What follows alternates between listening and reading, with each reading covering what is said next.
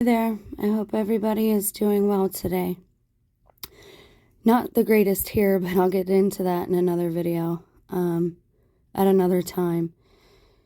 I wanted to do a quick word study about a parable that I posted as a short.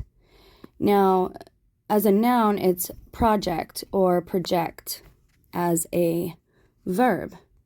So let's go down here. To plan, to scheme, Latin for projectere, to thrust forward. Okay, to stretch out, throw forth, hold in front of, drive out, to throw. The notion is to cast forward in the mind. So when someone is projecting onto someone else, sometimes called mirroring, it means that usually an abusive type of person, a narcissistic type of person, will cast upon you the things that they are actually doing. It also involves a little bit of paranoia because they know that they are not living in congruence with their insides, their soul, their spirit, their mind, their heart. They're not living in congruence with that on the outside, okay? So what does this have to do with biblical prophecy and this type of thing? Well, let's go over here real quick. This isn't going to take forever. His disciples came and said to him, "Why do you speak to them in parables?" Okay, he wants to know why he's speaking to certain people in parables. And he answered and he told them, because it is to you it is given to know the mysteries of the kingdom of heaven, but to them it is not given. For he that hath, to him shall be given, and he shall abound. Meaning, you that already has some idea of the message or lesson in a parable, more understanding will be given to that, will be added to that, from God. However, he that know not, more shall be taken away from him, meaning the little bit of understanding that they may have will be taken away from them. Now, this goes back to the wheat and the tares. I know there are people talking about reptilians, aliens, this type of things. Let's go from the spiritual angle. When someone says you're speaking with the reptilian mind, allegedly it is a part of the mind that is base level, bottom level. It is the lowest place of which you can pull your thinking and or understanding from. It's my current understanding that that's what the Old Testament is.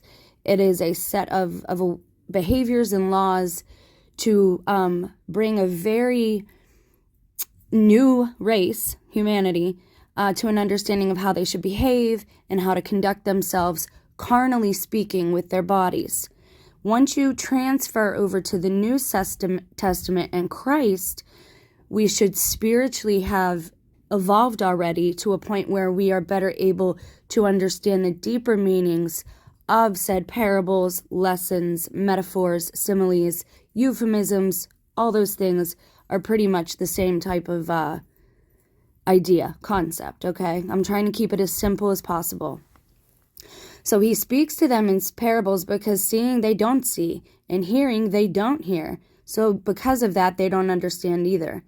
And the prophecy of Isaiah is fulfilled in them who saith, by hearing you shall hear, and shall not understand, and seeing you shall see, and not perceive. Okay? So he's showing there that once again, he is bringing this Messiah prophecy, right?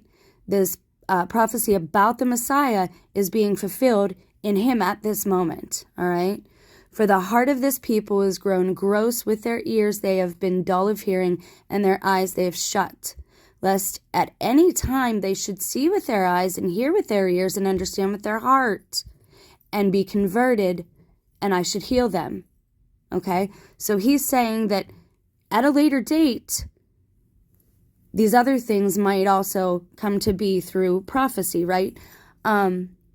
From what I've watched thus far and I've gathered thus far of the Jewish people, they don't believe that Christ is the Messiah because they don't believe he fulfilled this peace and happiness on earth. That's not supposed to happen until his second coming, when he judges. And judge should not be a scary word, although Although if you're living the wrong way, maybe it is. I don't know. But judgment is just kind of an evening out, a balance, right? Once his second coming happens, they will be ready to receive him, okay? But it's going to take, other things occurring.